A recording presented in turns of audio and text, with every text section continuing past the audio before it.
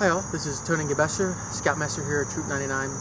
And rather than drag you all to a mandatory parent meeting or write a long drawn out email, I figured I'll utilize our new YouTube channel here at the Troop and deliver my parent message at the beginning of the year via this video. So there's three things I just want to communicate to parents this year and really ask their help on a few things. First thing is camper trip registration. So this year we are registering everything for our trip through Google Forms or through our website, and everybody has to be registered for a trip 2 weeks prior to that trip starting.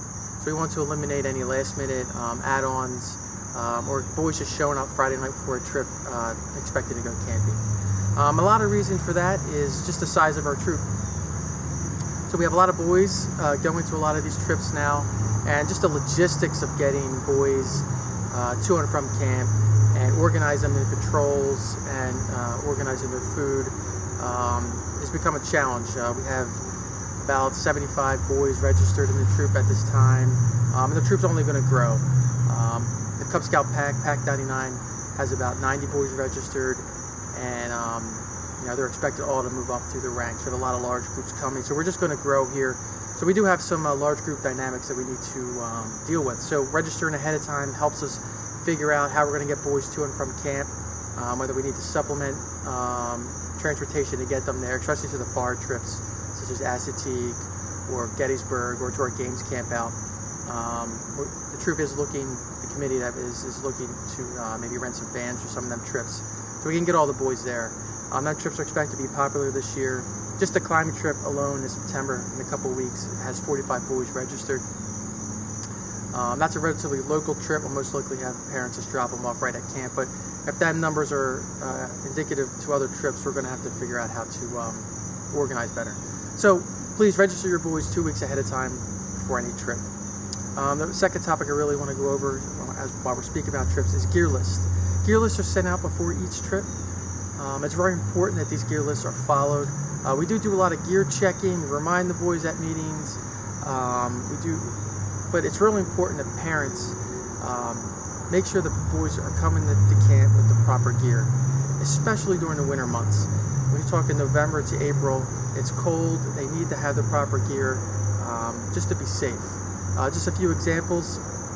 We had a few trips, I'll use the March trip as an example, where boys came unprepared, they didn't have the right sleeping bags, or the right clothing for that trip. That trip we had below freezing temperatures with a foot of snow on the ground. While these conditions are perfectly acceptable for a Boy Scout troop to go on, we're expecting the boys to come prepared for that. We do as much as we can in meetings to remind them and stress upon this, but we really need parents to help with that. Really, them cold trips it's not the time to really have your boys be taught a lesson. Make sure that they have the proper gear and they're safe on these trips. We really want to avoid having the boys be really cold on these trips. We want to avoid hypothermia situations, and if they don't have the proper sleeping gear or the proper foot gear, it really is a problem.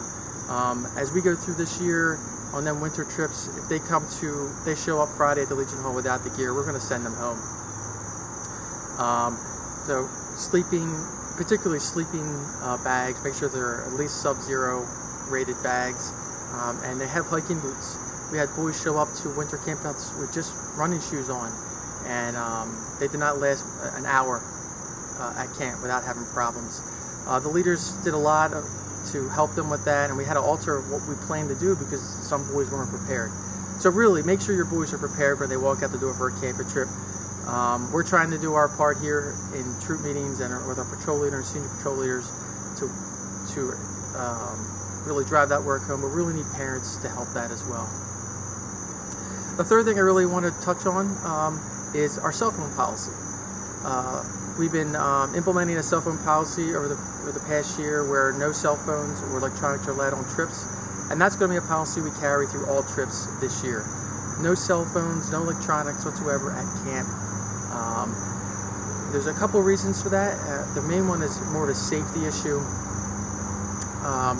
We can't monitor what the boys do in their tents. You know, adults aren't allowed to be in tents or in the boy area. We can't monitor that situation, and we really don't know we really don't want to have a safety problem with older boys maybe bring us some inappropriate material that for a younger boy. You think about it, we have a big age difference here at the troop between 12th graders and 6th graders, and sometimes material doesn't cross over well. So we really don't want to deal with any of that kind of problems at camp. So we want to leave all that stuff at home. Plus, your boys are, in the outdoors, and we want them to enjoy that and not be focused on electronics. So it's a good weekend for them to put that stuff and leave that stuff at home and put that stuff away. And my final message for parents is we're looking for a parent's help on a lot of these trips. So if you're interested in being an ASM, whether you're a mom or a dad or a grandparent, please reach out. We really do need the help on a lot of these trips, especially as these trips become more popular, and we need greater supervision and greater guidance. So try to give back as much as you can, and join us on the trip.